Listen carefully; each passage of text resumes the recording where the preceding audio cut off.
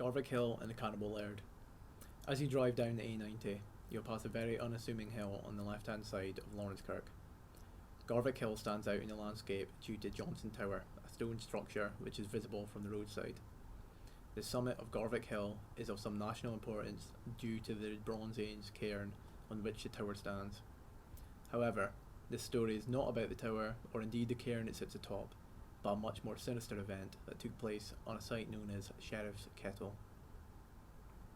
In the 15th century, the local baron of Kirkton Hill and Johnson in Mearns was a man named David Barclay. Barclay, a local landowner, was unimpressed by the sheriff who had perceived to be abusing his authority. On a number of occasions, he had complained to King James II alongside other landowners about the sheriff's behaviour.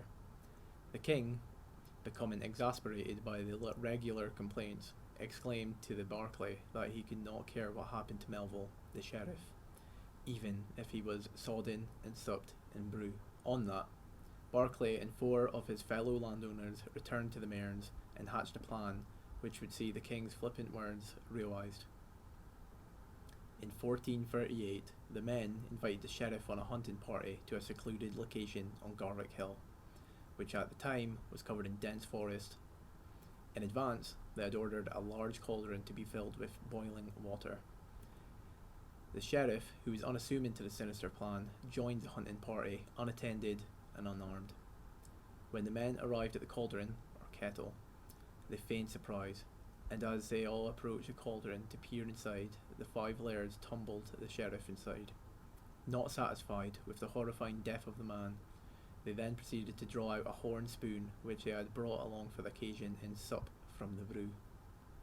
On finding out that the baron had taken his words literally, James II, unimpressed by the grisly deed, denounced Barclay and his conspirators as outlaws. As David Fraser, in his book A Portrait of a Parish, states, he swore a specially solemn oath that their leader, David Barclay, would get peace neither on land nor sea for the rest of his life. Legend tells that to avoid persecution, Barclay retreated to his castle located on the Enda Peninsula and nearly inaccessible to the rest of the world at the Cayman Mavers. The ruin can still be seen from this day at the beach in St. Cyrus.